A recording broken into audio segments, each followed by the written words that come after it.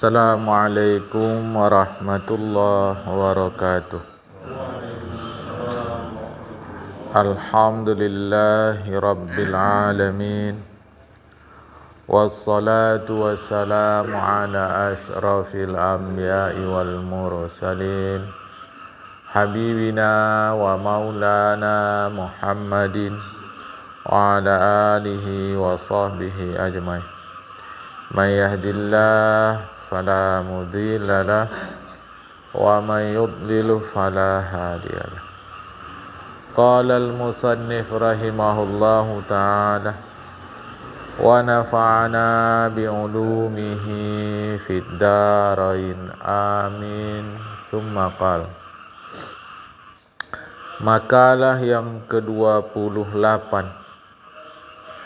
dari Abu Bakar Dulaf bin Juhdar Asy-Syibli rahimahullahu ta'ala.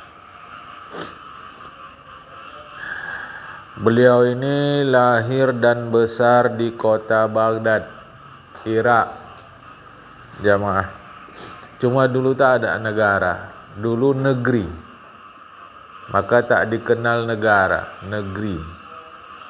Bersahabat dengan Syekh Al-Junaid yang selalu disebut Junaid, Syekh Junaid Al-Baghdadi, Baghdad.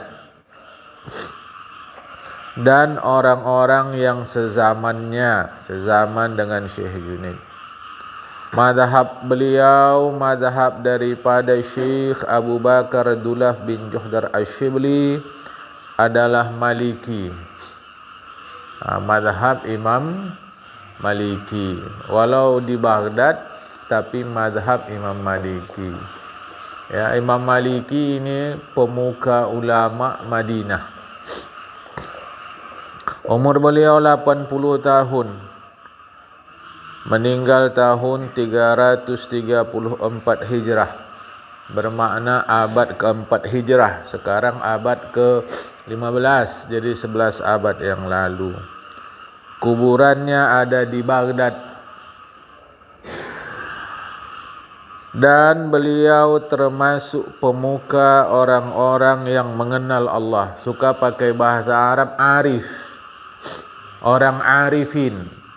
Kalau satu orang arif, arifin, banyak orang.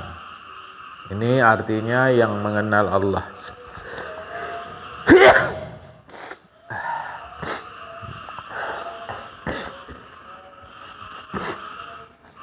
Apa kata beliau? Berkatalah beliau di dalam munajatnya. Munajat ni bukan doa, jamaah. Kalau arti semula munajat ni berbisik-bisik. Munajat berbisik-bisik. Jadi kalau cara kita curhat.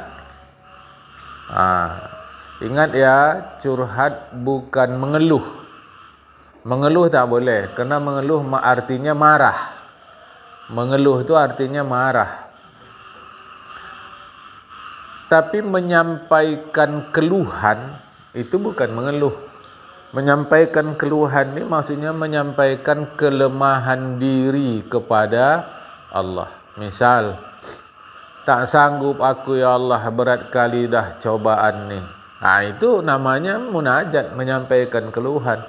Tapi berat kali cobaan ni ya Allah. Itu mengeluh. Makanya kalian enggak tahu. Aku ini, bismillahirrahmanirrahim, ashku bathi wa huzni ilallah. Aku menyampaikan duka citaku kepada Allah. Kalian tak tahu itu. Itulah kata Nabi Allah Ya'qub kepada 9 orang anaknya yang mereka bersepakat mencederai Nabi Yusuf. Sebab Nabi Yusuf saudara kandungnya cuma Bunyamin. Orang kita sebut Benyamin, ya.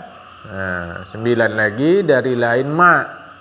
Jadi ayah orang ni sama, Nabi Ya'qub. Sedih Nabi Ya'qub.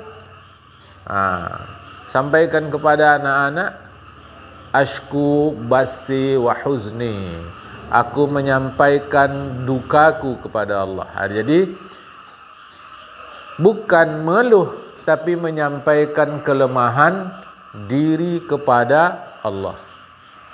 Dah tak tahu lagi saya, ya Allah, macam mana ini begini, ini begini, ini begini.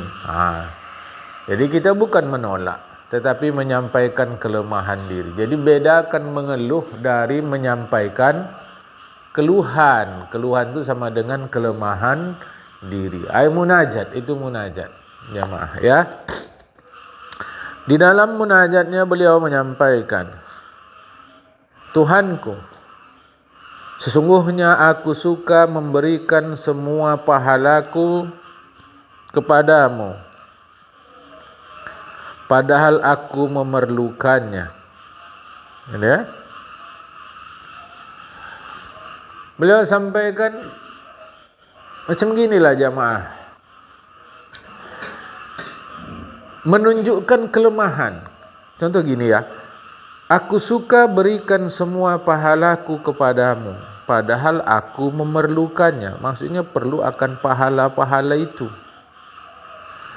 Dan diriku lemah, maksudnya lemah daripada memperbanyak ibadah. Macam gini jamaah, mudahnya, aku ingin masuk ke dalam surga, tapi kalau tengok-tengok amalku macam-macam tak masuk, ya Allah. Saya ingin kali aku. Kalau kita tentu semua ingin masuk ke dalam surga. Pada detik yang sama, tunjukkan kepada Allah akan kelemahan kita, seakan-akan kita tak pantas masuk ke dalam surga. Macam cara kita ke orang-orang, rendahkan hati untuk menunjukkan kepada orang, sebenarnya saya tak layak mendapat penghormatan dari anda seperti ini. Bukan saya tak menghargai anda, tinggi kali anda buat saya ni, lemah kali saya tak. Kira-kira begitu jamaah. Jadi aku ingin saja kasih pahalaku kepadamu, ya Allah, semuanya, tapi aku perlu. Betapa dikau tiada menyukai tindakanku ini, wahai Allah. Duhai penghuluku, bahawa dikau maafkanlah seluruh salahku, padahal dikau tiada perlu, duhai kekasihku. Jemaah, Allah kan tak perlu-perlu amat sama kita. Dan sama sekali Allah tidak memerlukan kita, sedikit pun tak perlu. Ya, sampaikan isi hati kita kepada Allah Ta'ala. Itu jauh lebih penting dari berdoa. Jangan dikata berdoa tak penting, salah. Berdoa itu pun penting. Tetapi jamaah, jauh lebih penting menyampaikan kelemahan diri di hadapan Allah Ta'ala. Sebab hadis riwayat Imam Muslim, la yadkhulul jannata man kana fi qalbihi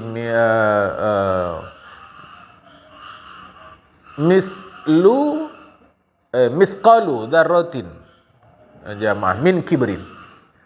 La yadkhulul jannata man kana fi qalbihi misqalu dzarratin min kibrin. Siapa saja tak akan masuk surga kalau di dalam hati dia ada rasa sombong, walau sekecil ibarat biji-biji buah, jamaah, tak akan masuk dalam surga. Nah, sebab yang di dalam surga sendiri kan keluar. Yang di dalam surga sebab sombong dia keluar, yaitu iblis. Macam mana pula yang belum masuk kalau dia bersifat sombong? Karena itu diperlukan kita munajat kepada Tuhan, cerita-cerita kepada Allah Ta'ala, menampakkan dan memang meyakini kita sebenar-benarnya adalah lemah di hadapan Allah. Coba, macam mana kita curhat sama manusia, sama kawan kita, sama isteri kita, sama suami kita, mungkin sama anak kita, sama orang tua kita. Curhat kepada Allah Ta'ala, itu jauh lebih penting. Kalau kita lakukan dengan jujur, akan terasa kesedapannya bagi kita, jamaah. Ya. Padahal dikau tiada perlu, duhai kekasihku, yaitu untuk menyiksaku. Itu ya. Sesungguhnya dosaku tidak menyulitkanmu dan pahalaku pun tidak bermanfaat untukmu. Dosaku tak ada hubungan bisa sulitkan kau ya Allah. Pahalaku pun tak ada hubungan, tak ada manfaat bagimu. Maka aku mohon kepadamu Tuhan. Sebenarnya ini munajat menunjukkan harapan yang tinggi kepada Allah Subhanahu Wa Taala. Sebab tak jarang kita mungkin kalau sudah beramal ibadah itu rasanya macam itulah yang menyelamatkan di akhirat. Padahal sejatinya yang menyelamatkan di akhirat itu adalah kasih sayang Allah Subhanahu Wa Taala. Jadi timbul rasa ujub kita. Ini yang harus dijaga. Timbul rasa ujub seakan-akan aku sudah beramal soleh, selamatlah aku di akhirat.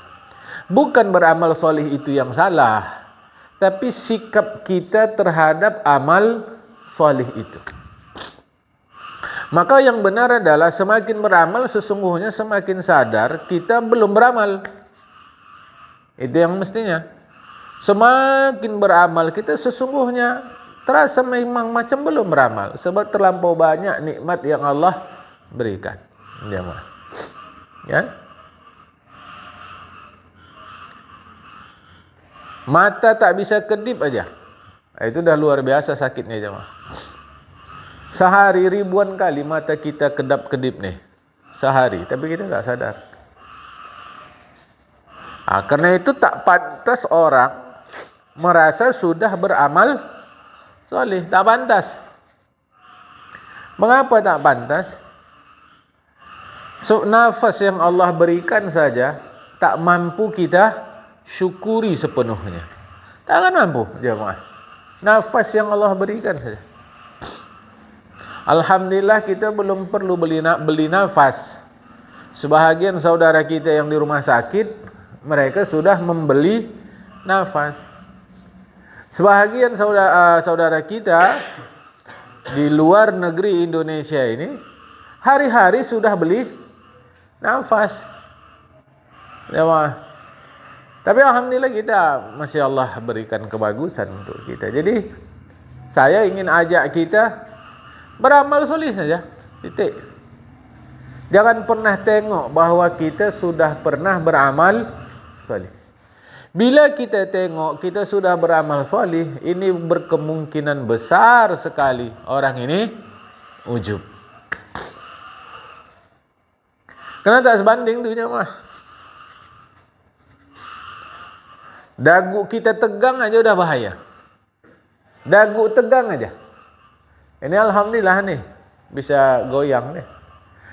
Selazat-lazat makanan kalau dagu kita tegang, udah tak apa lagi jemaah. Tak bisa lagi. Pernah sadar tidak kita betapa sayang Allah sama kita dengan sebab dagu masih bisa bergoyang? Itu aja tak mampu kita balas dengan ibadah yang kita lakukan.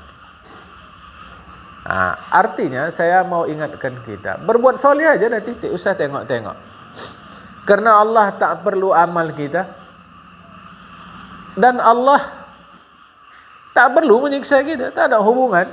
Jemaah, ini harap dipahamkan betul-betul. Maka itu sayanglah kalau kita membatasi amal soleh itu hanya pada, katalah sembahyang 5 waktu, sikit kali jemaah. Takut sayalah, kitalah mungkin nanti di akhirat dibuka film, amal kita itu macam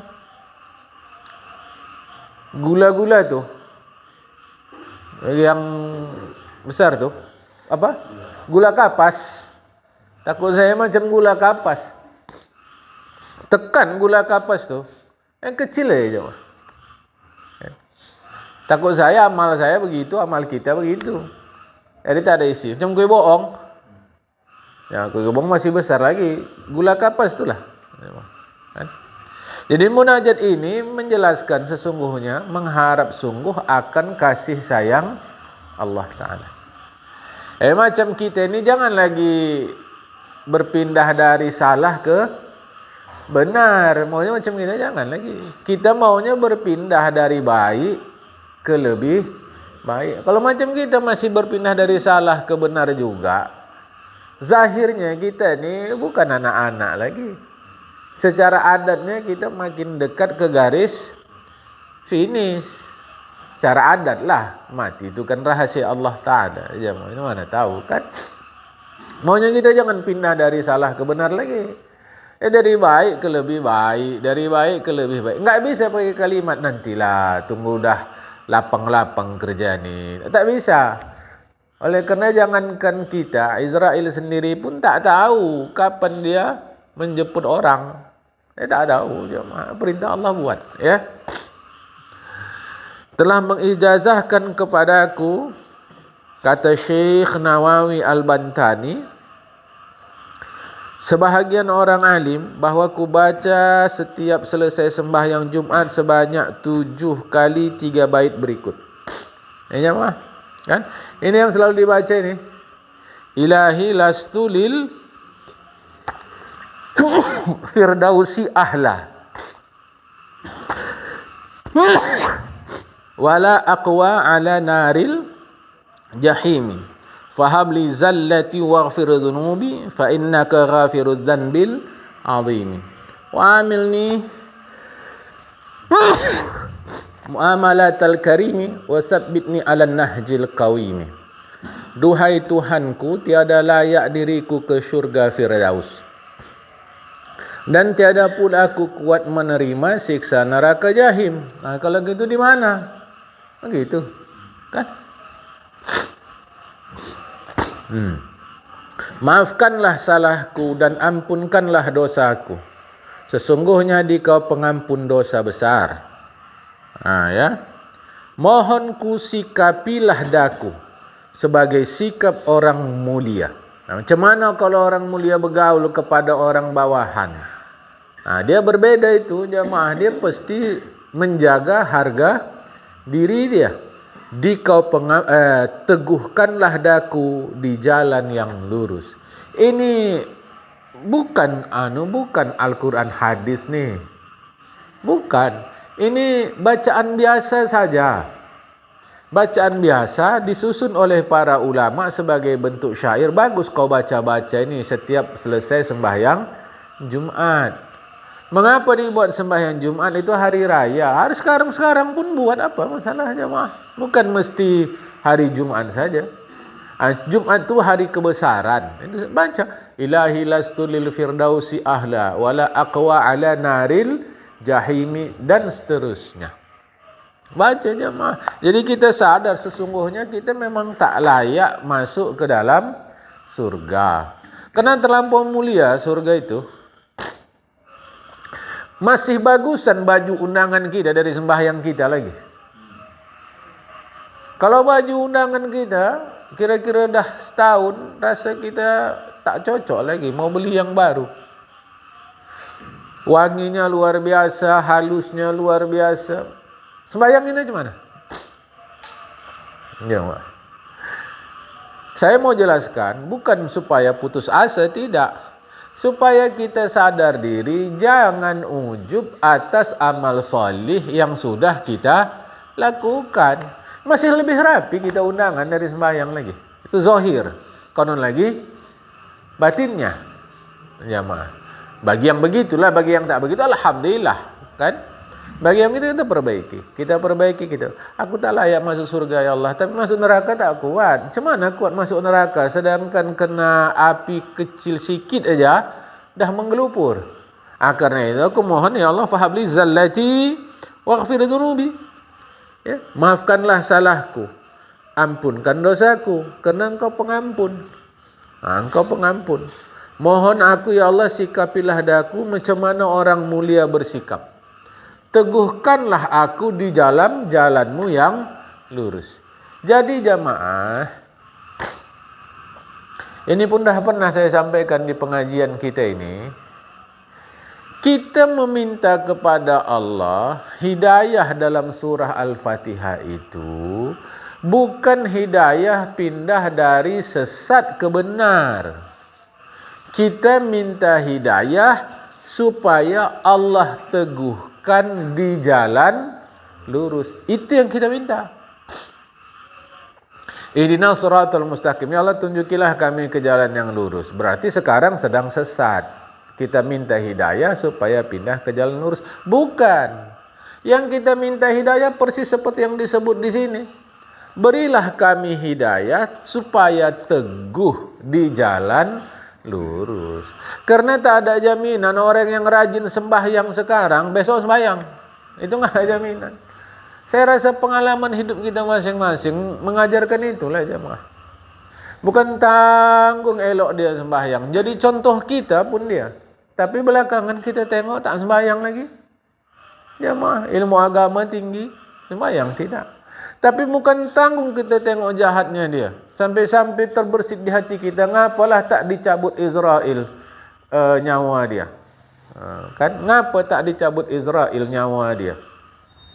Itulah. Terbersit di hati kita. Coba dulu jemaah. Tapi sekarang bukan tanggung, cemburu pula kita lihat dia. Luar biasa ibadah yang dia kerjakan. Saya pikir ini bukan ilustrasi saja. Kenyataan hidup mengajarkan itu. Hidayah itulah yang kita mau. Apa dia? Hidayah tetap di jalan lurus. Hidayah tetap dah. Minta izin saya tak maksud apa-apalah. Bagi kita yang beragama Islam, tidak ada kegiatan yang lebih tinggi selain sembahyang. Ini hati-hati jemaah. Tidak ada. Termasuk mati syahid. Mati syahid itu jauh peringkatnya di bawah sembahyang. Ini harap dipahamkan betul-betul jemaah. Tidak ada peringkat lebih tinggi dari sembahyang. Di bawah sembahyang barulah menuntut ilmu. Tak ada program di atas ini. Dia sembahyang menuntut ilmu.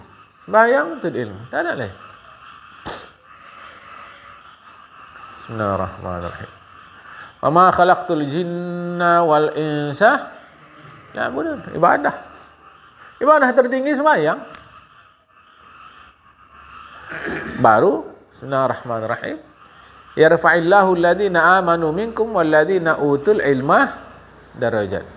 Menuntut ilmu. Bukan iman. Iman bukan kerja. Iman itu bukan amal jemaah. Iman itu keyakinan kepada Allah. Mana ada pahala iman? Bila beriman pahala gini, mana aja. Karena itu memang sudah semestinya. Ya? Yang ada sekarang bagi kita adalah mengecas iman. Itu yang ada aja mah. Mengecas iman. Iman itu dicas. Itu memang pintunya lah pula. Semua mula dengan iman. Bismillahirrahmanirrahim. Illal ladzina amanu wa amilus shalihat. Memang itu dah mesti. Jangan tanya lagi jemaah. Kan? Ya, suka saya contohkan sama kita.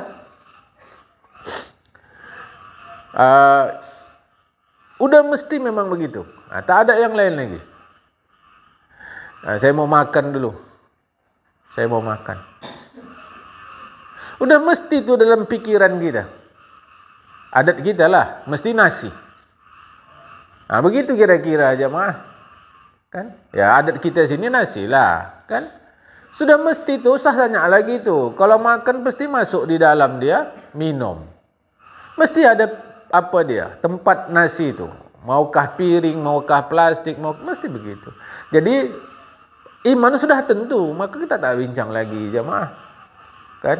Amal nomor 1 sembahyang, tak ada lain. Nomor 2 menuntut ilmu.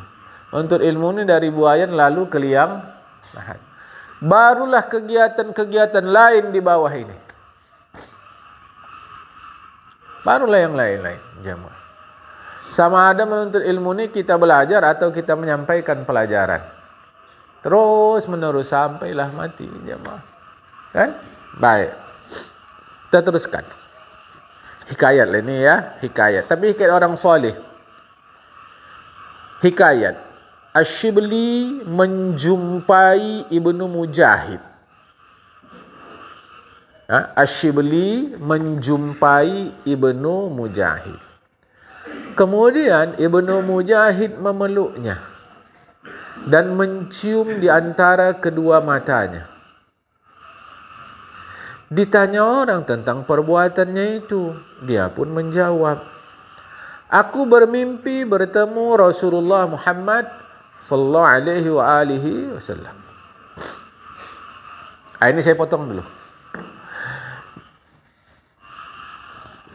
Dalam hadis Rasulullah disebut mimpi ini, jamaah, ada bab khusus tentang mimpi, bukan main-main. Mimpi ini ada berasal dari Allah Ta'ala. Bila mimpi itu bersesuaian dengan syariat. Bila mimpi bersesuaian dengan syariat, itu datang dari Allah. Mimpi itu datang dari syaitan. Bila mimpi tadi tak bersesuaian dengan syariat. Misal dalam mimpi diajarkan, kau sudah diangkat Allah menjadi wali Allah. Mulai besok, tak usah pala sibuk kali kau beribadah. Salah tu, jemaah ya.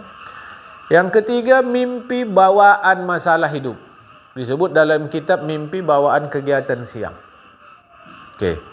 Rasulullah sebut, bila ada yang mimpi bertemu aku, itu aku. Karena syaitan tidak diizinkan Allah menyerupai Rasulullah Muhammad sallallahu alaihi wasallam. Okey. Yang menjadi penting bukan mimpi bertemu Rasul. Kita di masyarakat ni kadang dimanfaatkan oleh sebahagian kalangan. Dia cerita sama kita, dia mimpi bertemu Rasul, lantas kita pun menganggap dia hebat, tinggi, mulia. Tunggu dulu. Jemaah. Bukankah ada yang hidup masa Rasul bertemu Rasulullah langsung tapi tak jadi apa-apa dia? Itu bertemu langsung. Masa Rasulullah hidup dia beriman. Rasulullah meninggal dia murtad. Malah ngaku nabi. Di antaranya Musailamatul Kadzdzab. Masa Rasulullah dia kafir. Tapi justru setelah Rasulullah meninggal dia beriman. Pendeta Yahudi, Ka'ab al-Ahbar. Jadi saya mau bagi tahu kita bukan menolak mimpi yang benar, apalagi mimpi bertemu Rasul. Tapi dua pihak, Anda yang bermimpi bertemu Rasulullah, apa perlunya Anda ceritakan mimpi Anda itu kepada umat? Perlunya apa? Satu. Yang kedua, jangan Anda memanfaatkan mimpi itu untuk kepentingan duniawi Anda. Ya uang, ya tenar, ya dipuji orang, disalut orang. Terus kepada kita umat, kalau ada yang cerita dia mimpi bertemu Rasulullah, siapa yang berani menjamin bahwa benar mimpinya? Ngacung. Kan mudah-mudah saja orang mengaku. Lah umat ini kalau ada yang cerita begitu langsung dibenarkan. Bukan maksud saya mengatakan tak benar. Langsung dibenarkan, lantas dianggap mulia, tinggi, agung, luhur. Lah di zaman gila seperti sekarang ini, umat mesti cerdas, penyampai mesti jujur. Kalau penyampai tidak jujur, ditambah umat tidak cerdas, inilah macam yang sekarang beredar. Dukun pun mengaku ustaz. Dukun pun mengaku kiai. Dukun pun mengaku orang ahli agama. Karena dia pakai serban, pakai segala macam. Selalu saya bilang, pencopet di Mekah pun pakai serban. Anda menghina Mekah, mulut kau tu dijaga sikit. Sikit aja kau jaga. Nanti naik pula marah kita. Macam mana kita boleh menghina Mekah sedangkan anak-anak ibtidaiyah pun tahu itu kota suci. Sampai di istilah dua haramain, dua kota haram, Mekah, Madinah. Tapi apakah suci Mekah menjamin suci orang yang di Mekah? Abu Jahal di mana? Mekah. Sucinya surga apakah menjamin pengisinya suci? Di mana iblis? Mulanya. Kan? Tapi karena tempat itu memang suci, ketika iblis kotor tak diizinkan Allah lagi keluar. Akhirnya memang betullah, sempurnalah surga tempat orang-orang suci. Ini umat harus cerdas jemaah. Itu maka juga saya pala-palakan, mengaji ini mesti ada kitab. Jangan asyik berceramah sana, berceramah sini. Puluhan tahun kita mengaji, ilmu apa yang kita dapat? Tak tahu bertanya. Ditanya si guru tadi, bukan awak mau menguji ilmu dia, tapi sebab kita bodoh, belum terang tanya. Sehingga tak mudah-mudah orang menyampaikan pelajaran agama. Ini sikit-sikit ustaz, sikit-sikit orang alim, sikit-sikit ini. Dia cerita pula, saya sudah 3 kali bertemu Rasulullah dalam mimpi. Jangankan bertemu dalam mimpi, bertemu langsung pun kalau kau tak amalkan yang disuruh Rasulullah, apa manfaat? Lebih hebat mana, bertemu Rasulullah dalam mimpi atau dalam kenyataan? Lah tengok itu yang dalam kenyataan ada berapa banyak yang tidak beriman kepada Rasulullah. Nanti kalian ini, ya, aku bagi tahu sama kalian, enaklah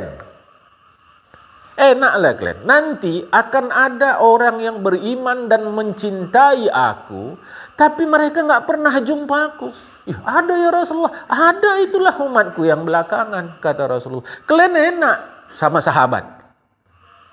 Mereka tuh nanti megang agama itu macam megang bara api, kata Rasulullah.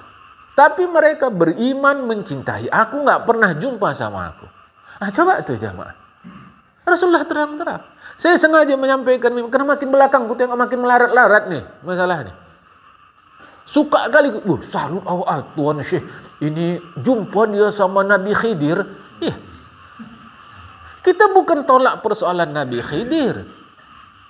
Jumpa sama ulama.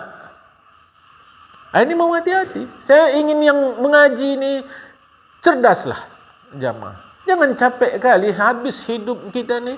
Begini kita diperbodoh-bodoh terus sama orang yang ingin memanfaatkan kita demi kepentingan dia. Ini aku terang-terang nih. Tahun berapa nih? 2022. 2 tahun lagi tahun pemilu. Udah nanti masuk ke masjid, masuk ke mana pakai peci, pakai surban, diarab-arabkan. Tak taunya dia koruptornya. Kenapa orang tu menggunakan gitu? Karena dia tahu kita masih terpesona dengan penampilan. Berarti kita ni harus suuzon ustaz. Kau nuduh aku atau nanya? Itu dulu. Siapa yang suruh kita suuzon? Kita mesti waspada. Sengaja saya sampaikan jemaah. Malu saya, malu. Tak usah aku sebutlah namanya. Waktu pemilihan wali kota kita dalam satu masa, tak usah sebut nama. Ini akan kusebar di internet jemaah, tapi tak mau aku sebut nama. Sampai dalam kampanye itu dipakaikan dia jubah di depan umat. Umat simpati enggak? Milih dia enggak? Milih. Aku bukan larang milih, bukan. Tapi jangan gunakan agama untuk menarik simpati orang. Tak lama dia jadi korupsi. Ditangkap sama KPK jemaah. Itu. Apa tak menimbulkan rasa malu? Kalau kau mau dipilih, sampaikan programmu kepada calon pemilihmu dan kau laksanakan. Semut di dalam lapis gula dalam lapis bumi ke-7 sekalipun, semut datang tak? Datang. Ini saya mau bagi tahu kita kepada yang ngaji jemaah. Jangan terpesona kepada cerita-cerita. Saya waktu ibadah malam-malam sekali tu tiba-tiba datang bisikan sama saya begini gini. Awak iyalah ini hebatlah ilmu dia sudah. Tak ada jemaah. Kehebatan orang dalam mengamalkan apa yang disunnahkan oleh Rasul. Kalian jangan heran tengok orang terbang-terbang di langit atau di awan, kitab sebut awan. Atau bisa jalan dia di atas air. Sampai kalian lihat dia 24 jam mengerjakan seluruh yang disunnahkan oleh Rasul. Artinya hidup dia sesuai agama. Itu pesan Imam Ghazali. Bukan saya jemaah, makanya saya sebutkan kalian. Beliau sebut begitu dalam kitab. Ini kita mudah kali. Lama dia ni, dia Arab ngaji di mana-mana. Yang tidak tahu kau, Senak Horgeronya pun masuk ke Mekah tu. Siapa Senak Horgeronya? Orang tua-tua zaman dulu biasa tahu tu jemaah. Itulah orang Belanda, orientalis yang masuk Islam bernama Abdul Ghaffar. Kesudahan masuklah dia ke Mekah. Puluhan tahun Belanda menyerang Aceh tak pernah kalah. Itu fakta sejarah. Seluruh Nusantara Belanda bisa kalahkan. Aceh tidak bisa. Dan tidak ada sejarahnya sampai sekarang Aceh kalah perang. Nggak ada. Kohler matinya di Aceh. Itu pemimpin pasukan yang cukup ditakuti. Matinya di Aceh. Jamaah. Seingat saya Kapten Tak pun matinya di Aceh. Cemana caranya merusak Aceh ini? Datanglah orientalis nama Senok Horgeronya. Tapi dia belum bisa mengerti tentang Islam ini kecuali dia datang ke pusat Islam. Itulah Mekah. Caranya dia masuk Islam. Waktu pelaksanaan Maulid Habib Kuitang, dia pun hadir acara Maulid itu jamaah. Nama dia Senok Horgeronya berubah menjadi Abdul Ghaffar. Masuk dia ke Mekah, tahu dia kondisi iman Islam, barulah disampaikan kepada Belanda, begini-begini cara menghadapinya. Tapi menangkah Belanda di Aceh? Enggak juga. Bahwa banyak korban dalam perang itu iya jamaah, tapi menang enggak juga. Akhirnya lebih kurang dalam berapa puluh tahun peperangan itu, memanglah akhirnya memang Aceh kalah. Tetapi kekalahan Aceh bagi Belanda bukan sebuah kemenangan Belanda. Oleh karena mereka sebut korban kami terlampau banyak. Jamaah. Salah satu pesan daripada Senok Horgeronya, umat Islam itu kalau dia mau ibadah apapun jangan dihalangi. Jangan halangi. Mau haji ladeni, tapi jangan jadi dia penguasa. Kalau dia sudah bincang politik, jangan kasih. Itu perintah Belanda. Ini maksud saya mau hati-hati kita jamaah. Terlampau banyak orang yang berpura cerita nanti mimpi bertemu Rasul, mimpi ini. Untuk apa? Untuk apa dia cerita itu? Lantas kita pun salut, teruslah ngaji kita sama dia. Aku pun masalah ngajinya. Mengaji mesti berpatokan kepada ilmu. Mesti membaca kitab. Kalau tidak hati-hati jamaah. Boleh faham nih? Lepasnya kalau ada dialog kita. Jadi kata Ibnu Mujahid, aku bermimpi bertemu Rasulullah. Asyibli pun bertemu Rasulullah Muhammad SAW. Baginda pun berdiri menyambut Asyibli. Itu kata Ibnu Mujahid. Dan mencium di antara dua matanya. Aku pun bertanya, kata Ibnu Mujahid dalam mimpi. Beliau bertanya kepada Rasulullah, ya Rasulullah, mengapa begini sikap baginda kepada Asyibli? Mengapa baginda cium Asyibli? Rasulullah menjawab, ya, karena dia tidak mengerjakan sembahyang fardu, kecuali setelah selesainya dia membaca ini. Bismillahirrahmanirrahim. Ini surah Taubah ya, surah Taubah, surah 9 ayat 128-129. Laqad ja'akum rasulun min anfusikum azizun 'alaihi ma anittum harisun 'alaikum bil mu'minina raufur rahim. Fa in tawallaw faqul hasbiyallahu la ilaha illa huwa alaihi tawakkaltu rabbul arsyil azim. Artinya, sesungguhnya telah datang kepada kalian seorang rasul dari kaum kalian sendiri, berat terasa olehnya apa yang kalian derita. Sangat menginginkan bagi kalian hidayah dan keselamatan. Lagi terhadap orang-orang mukmin amat belas kasihan lagi penyayang.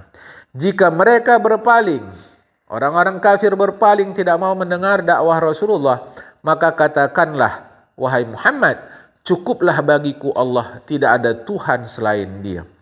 Hanya kepadanya aku bertakwa dan dia adalah Tuhan pemilik arasy yang agung. Surah Taubah, surah 9, 128, 129. Rasul pun menitahkan agar aku bertanya kepada Syibli dan berzikirlah sepertinya. Makanya begitu aku jumpa Syibli, aku cium dia, aku tanya dia. Beribadah seperti ini. Tapi harus diingat, ini mimpi. Di dalam hukum Islam, mimpi bukan sumber hukum. Sumber hukum Islam cuma 4 saja. Al-Quran, Sunnah, Ijma' dan Qiyas. Al-Quran ya Al-Quran, sunnah Rasulullah, ijma' kesepakatan ulama, qiyas artinya banding. Qiyas artinya banding. Apa yang ada zaman sekarang nih? Ini, masa Rasulullah ada tidak? Oh, ada betul tak ada. Tapi mirip-mirip ada. Kalau mirip-mirip ada, miripnya apa? Oh, miripnya ini. Oh, kalau miripnya ini, apa hukumnya yang dulu itu masa Rasulullah? Wajib. Berarti sekarang nih wajib. Haram. Berarti sekarang nih haram. Itu namanya qiyas. Jamaah. Ya, itu namanya qiyas. Masa Rasulullah, mana ada khamar cara kita sekarang? Yang mereknya tinggi-tinggi itu, jamaah, yang mahal-mahal itu mana ada? Maka tak usah tanya apa hukumnya. Tengok aja sifatnya, memabukkan tidak? Kalau dia memabukkan, apapun mereknya, apapun namanya, maka hukumnya haram. Kita kiaskan kepada khamar yang disebut di dalam Al-Quran. Kita kiaskan kepada khamar, benda yang memabukkan yang disebut Rasulullah. Benda-benda yang memabukkan banyaknya, maka sikitnya pun haram. Ini dah pula katanya obat. Nyalah aja. Kalau ini obat tak apa-apa, tak bisa aja. Itu namanya kias. Itu namanya kias, ya. Tapi mimpi ini bukan. Tinggal lagi ini pribadi, mau diamalkan, amalkan. Jadi mimpi bukan sumber hukum. Sumber hukum itu Al-Quran, Sunnah, Ijma', Qiyas.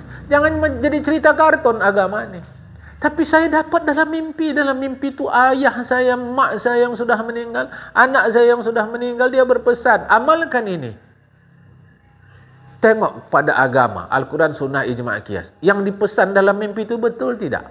Sesuai tidak? Apa yang disuruh orang dalam mimpi saya? Baca Bismillahi tawakkaltu 'alallah dalam setiap pekerjaan. Padahal yang disuruh ketika keluar rumah. Tapi di situ dalam setiap pekerjaan. Tengok lagi ngaji kita. Bahwa dalam setiap hidup tarikan nafas kita, kita harus tawakal kepada Allah. Cocok, amalkan. Dah, oke. Itu untuk pribadi, jemaah. Tapi kita mengamalkan itu bukan karena mimpi, tapi karena bersesuaian dengan syariat. Ini jangan aneh-aneh. Ya. Jadi mimpi bukan sumber ajaran Islam. Sumbernya hanya Al-Quran, Sunnah, Ijma' dan Qiyas. Tapi saya dapat nasihat dalam mimpi, oke, tak ada masalah. Ayah dia orang alim, dah meninggal. Misal kata, anak dia perempuan, buka-buka aurat, ditegur sama ayahnya melalui mimpi orang lain. Orang lain itu mungkin kawan ayah dia, sampaikan kepada dia. Betul.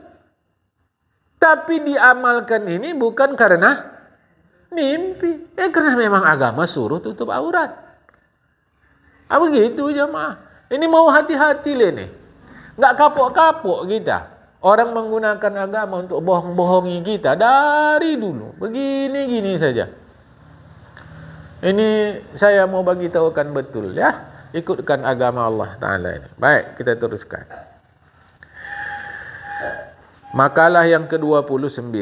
Berkata Syibli, jika engkau ingin bermesra dengan Allah Ta'ala. Apa maksudnya ini? Maksudnya hatimu tenang bersama Allah, tidak jauh dari Allah. Maka tinggalkanlah nafsumu. Apa maksudnya ini? Maksudnya tinggalkanlah keinginan dirimu.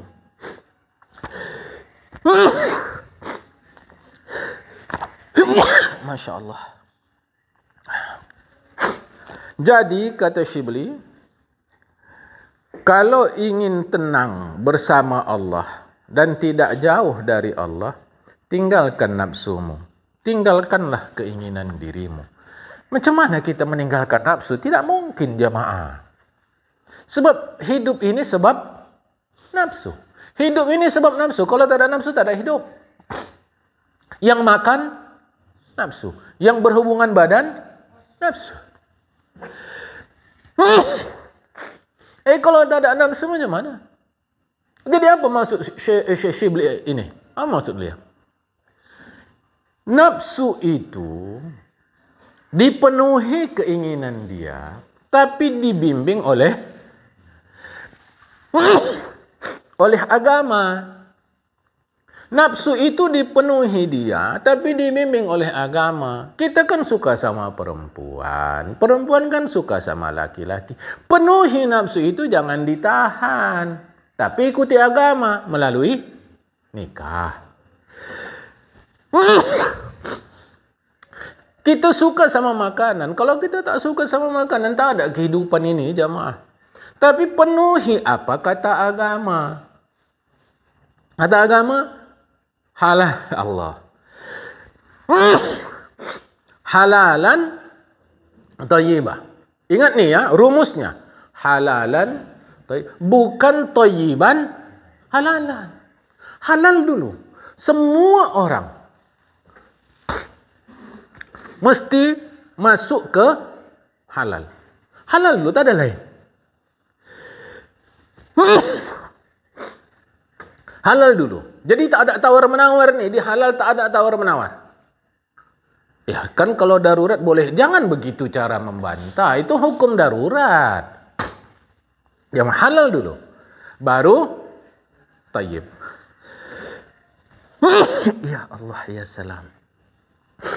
Mengapa tayyib belakangan?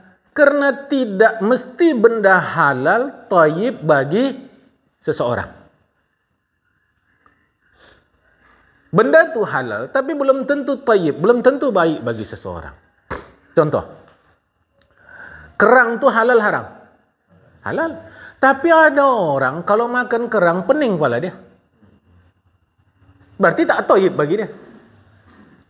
Tak tayyib. Jamaah. Durian itu enak tidak? Enak. Tapi ada orang jangan makan durian, mencium bau durian saja. Dia tak suka. Berarti tak thayyib bagi dia. Maka halal dulu baru thayyib. Selesai? Belum. Wala tusrifu. Jangan berlebih-lebihan.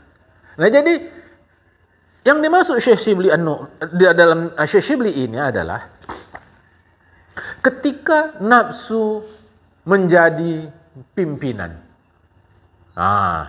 Ketika nafsu menjadi pimpinan. Maka kalau anda mau tenang, dekati Allah, jauhi nafsu. Artinya, nafsu itu dibimbing dia.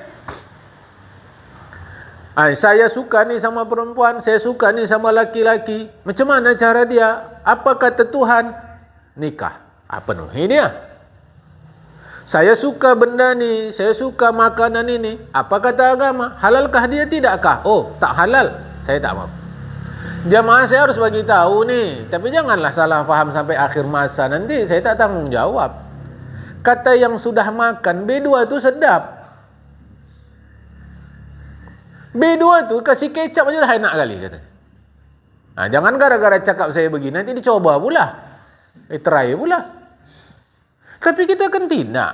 Kita ya itu hak mereka. Tapi sebab dia bukan halal, maka kita tak mau. Halal dulu. Oh, ini benda ni halal. Thayyib tak bagi saya? Tak thayyib. Saya tak mau. Berarti kau haramkan? Tidak. Kena tak thayyib bagi saya.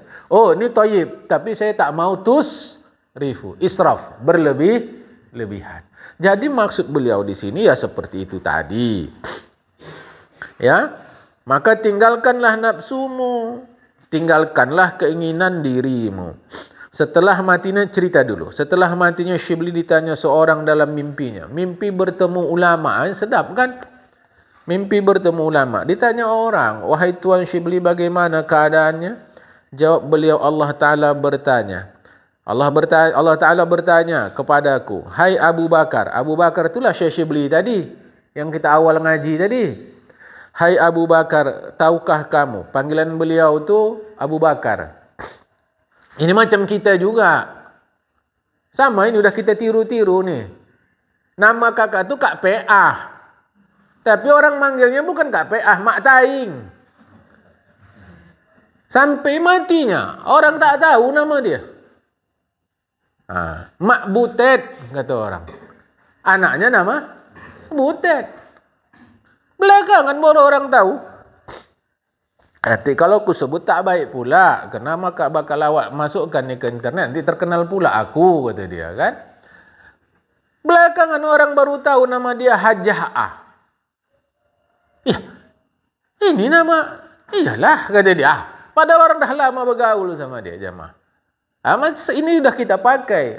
Dalam orang Arab itu biasa, pakai abu, pakai ummu, itu bukan nama sebenarnya. Bukan nama sebenar. Abu Bakar bukan nama itu. Itu gelar saja. Abu, ayah, Bakar, gadis. Ayah si gadis. Siapa itu? Aisyah. Nama beliau Abdullah bin Abi Kuhafah. Asal pakai abu-abu. Rasulullah Abul Qasim. Mana nama Rasulullah Abul Qasim? Panggilan. Abu, ayah, Qasim anak beliau. Abul Qasim.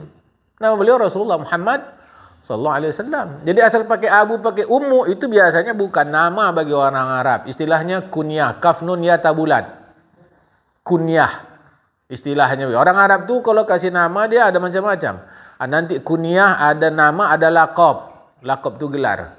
Pakai abu, pakai ummu. Belakangan orang Indonesia pakai pula. Aku tengok abu-abu yang muda-muda lah. Kan? Abu ini. Ya kita tak tahulah. Mungkin mereka rasa adat orang Arab ini baik. Mereka tiru. Kita tak ada pasal situ jemaah. Jadi Abu Bakar ini nama beliau adalah tadi. Dulaf bin Juhdar. Itu tadi ya. Kita awal ngaji tadi. Makalah yang ke-28 tadi itu. Abu Bakar Dulaf bin Juhdar Ash-Shibli. Ini beliau nih. Ya. Jadi ditanya orang lah. Bagaimana keadaannya? Jawab beliau, Allah Ta'ala bertanya, hai Abu Bakar, tahukah kamu apa sebab aku mengampunimu? Jawabku, sebab amal solihku. Bantah Allah Ta'ala, bukan. Jawabku, sebab ikhlas pengabdianku. Bantah Allah Ta'ala, bukan. Jawabku, sebab ibadah hajiku, puasaku, sembahyangku. Bantah Allah Ta'ala, bukan. Jawabku, sebab hijrahku kepada orang solih dan aku menuntut ilmu. Jawab Allah Ta'ala, bukan. Aku pun bertanya, duhai Tuhanku, apalah sebabnya? Maka engkau begitu sayang sama aku. Jawab Allah Ta'ala, ingatkah engkau ketika satu kali engkau berada di satu jalan di kota Baghdad. Kau dapati seekor kucing betina kecil kedinginan di sudut jalan. Kemudian kau ambil dan kau masukkan ke dalam jubahmu untuk melindunginya kerana kau mengasihinya dan kau melindunginya. Jawabku, benar. Titah Allah Ta'ala, kerana engkau mengasihinya maka kau kukasihi. Tapi jangan salah kaji. Rawat kucing sembahyang tidak. Tengok tu awal kaji tadi. Tengok. Jawabku sebab amal solihku. Bukan. Sebab ikhlasku. Bukan. Ibadahku. Hajiku. Bukan. Puasaku. Sembahyangku. Bukan. Semua bukan. Hijrah. Bukan. Artinya apa? Amal solih tetap dikerjakan. Jangan nanti salah faham. Kucing diurus, sembahyang tidak. Itu kata kaji. Itulah kau ngantuk di awal kaji.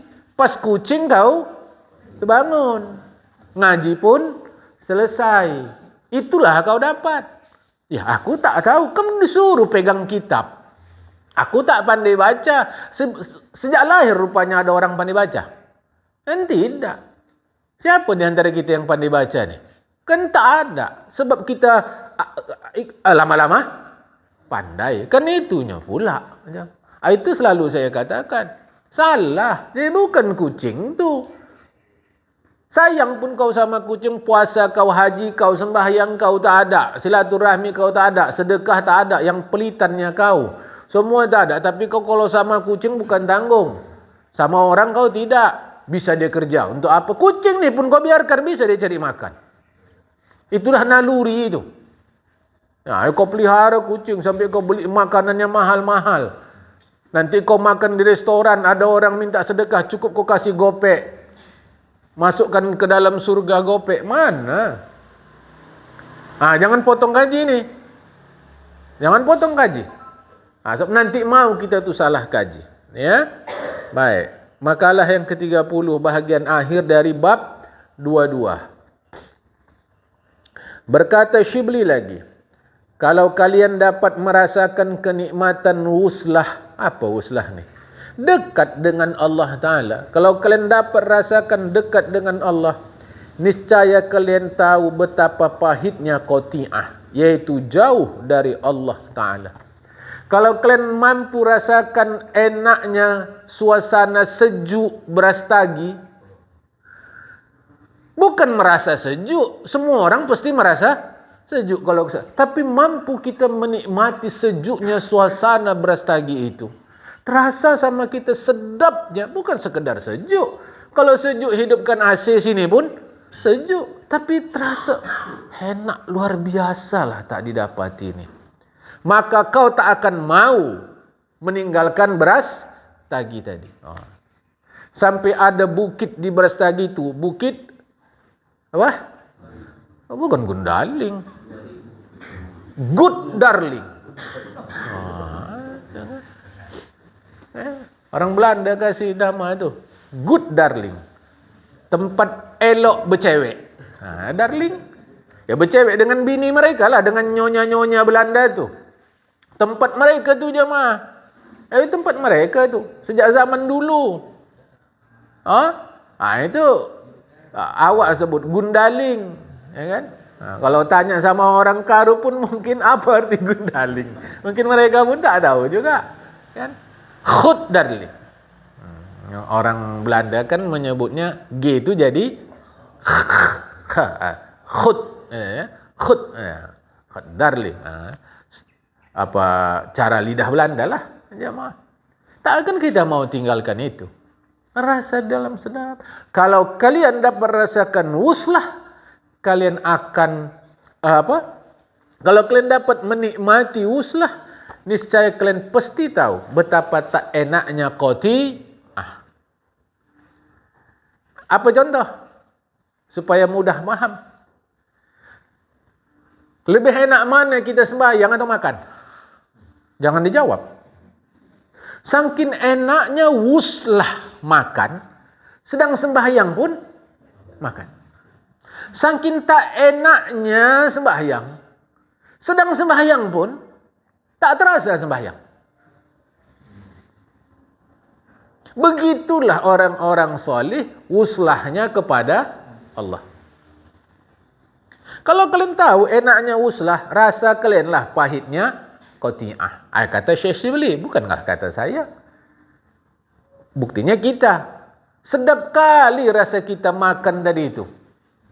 Sampai jangankan sembahyang, waktu tidur pun terbawa. Sedap sembahyang tadi. Saking tak enaknya sembahyang nih, sedang sembahyang pun hambar sembahyang tadi. Itu kira-kira gitu jemaah. Sebab kalau rasa kita enak sembahyang, tak puas kita kalau tidak sembahyang. Jemaah kan? Itulah wuslah qati'ah, supaya mudah memahaminya. Macam manalah enaknya dekat dengan Allah ni Ustaz? Macam mana enaknya dekat dengan makanan? Rasa batin kita. Awak kalau sama makanan tak gitu kali. Dah. Macam mana rasa kau dekat dengan perhiasan emas perak tu? Awak kalau perhiasan enggak berani dibegal orang Ustaz. Macam mana rasa kau enaknya dekat dengan uang? Begitulah tak enaknya qati'ah dari uang. Itu maka ada orang khusyuk sembahyangnya kalau uangnya cukup. Kalau uang tak cukup, pening kepala. Begitulah wuslahnya dia dengan uang.